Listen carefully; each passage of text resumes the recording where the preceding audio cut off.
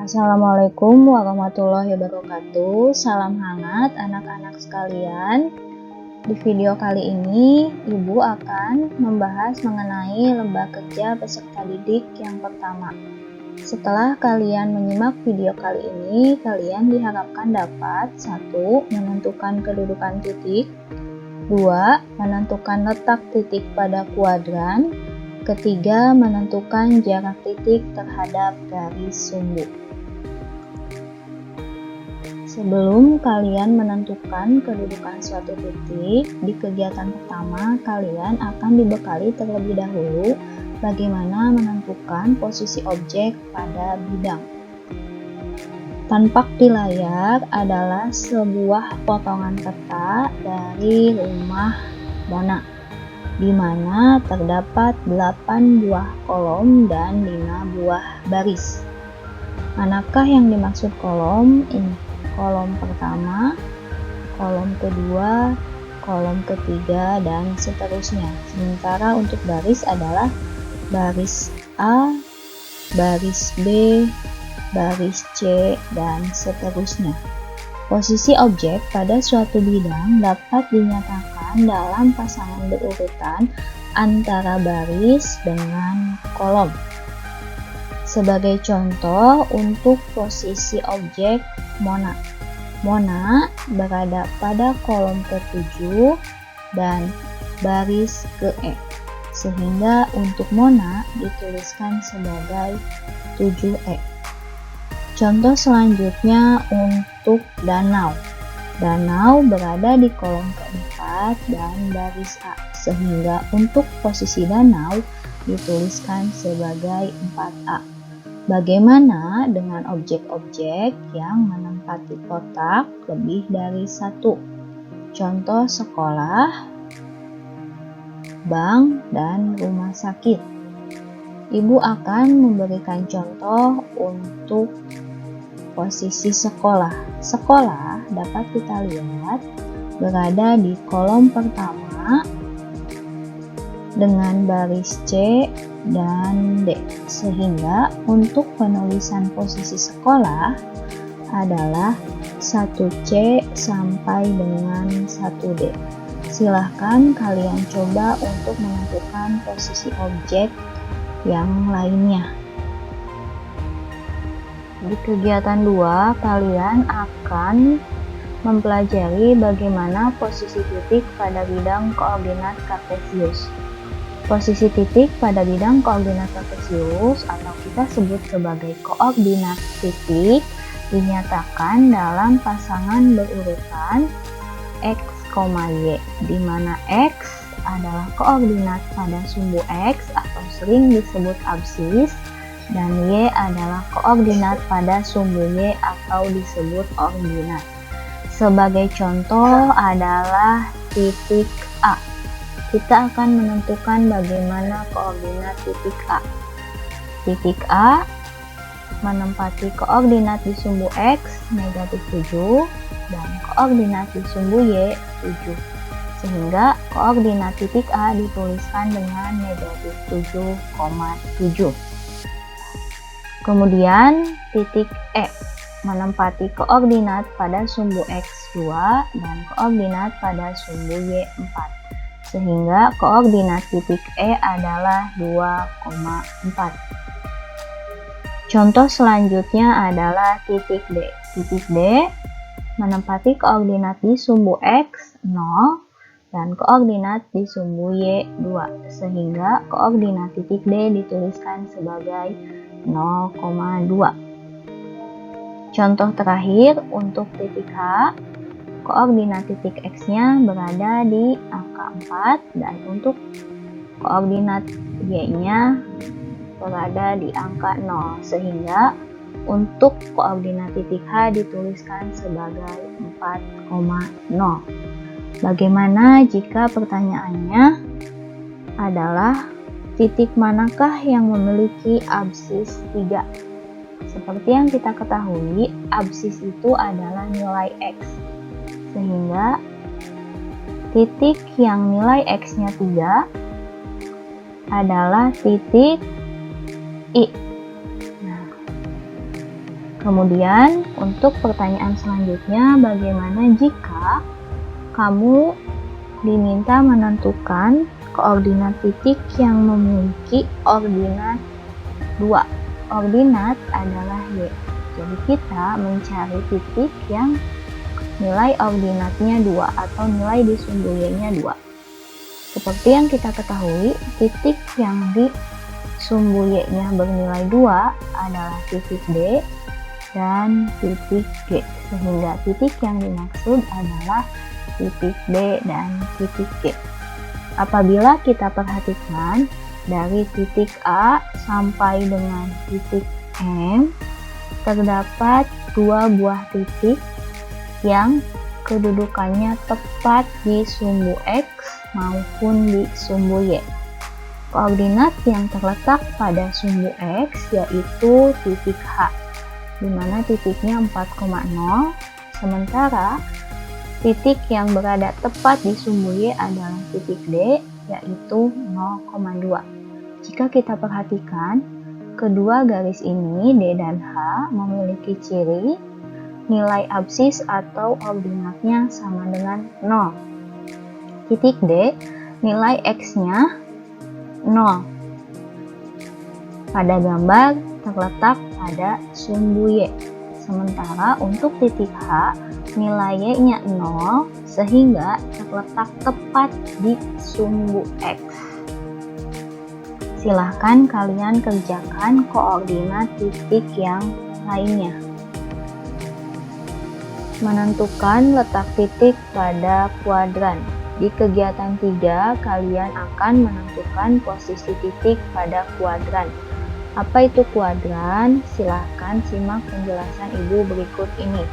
Misal kita memiliki sebuah bidang, di mana bidang yang kita miliki dibagi oleh dua buah garis sumbu, yaitu sumbu X dan sumbu Y.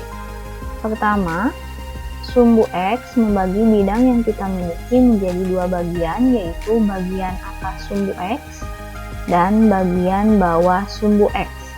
Sementara untuk sumbu Y membagi bidang yang kita miliki menjadi dua bagian, yaitu bagian samping kanan dan bagian samping kiri.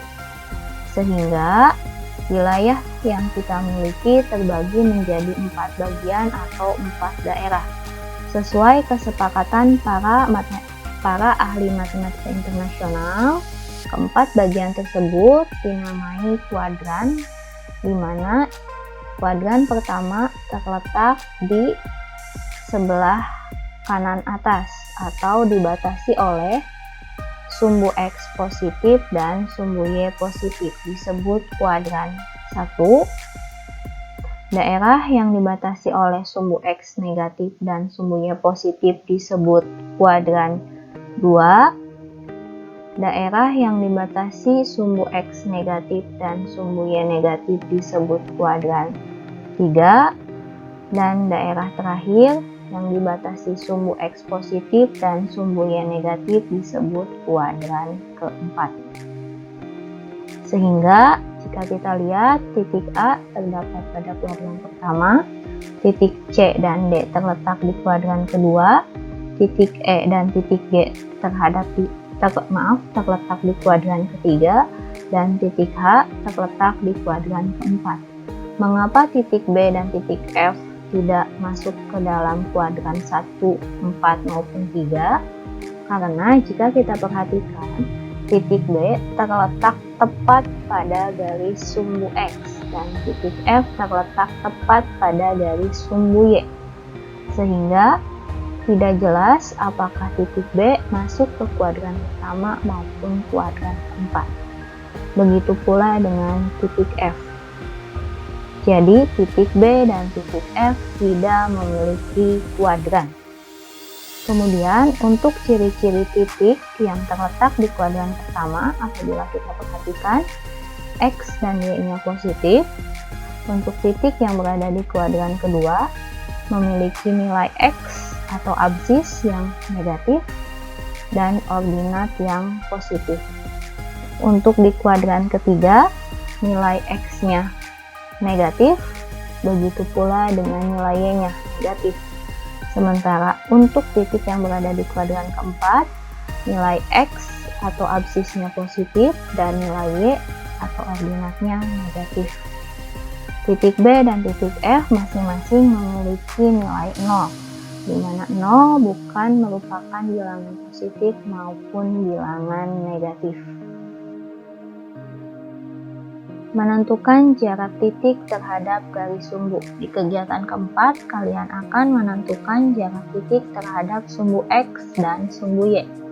Sebagai contoh, titik A 3,4, jarak titik A terhadap sumbu X adalah 4 satuan, dan jarak titik A terhadap sumbu Y adalah 3 satuan. Titik C negatif 6,5, jarak titik C terhadap sumbu X adalah 5 satuan dan jarak titik C terhadap sumbu Y adalah 6 satuan. Mengapa tidak negatif 6? Harus kamu ingat bahwa jarak selalu bernilai positif, tidak ada jarak negatif.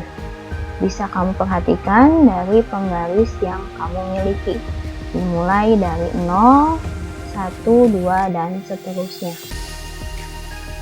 Untuk titik E yaitu negatif 5,1, jarak titik E terhadap sumbu X 1 satuan dan jarak titik E terhadap sumbu Y adalah 5 satuan. Bagaimana dengan titik B maupun titik F yang terletak tepat pada garis sumbu? Sebagai contoh, titik F 0,3. Jarak titik F terhadap sumbu X adalah 3 satuan. Sementara jarak titik F terhadap sumbu Y adalah 0 satuan, atau tidak kita tuliskan. Mengapa? Karena tepat terletak di sumbu Y.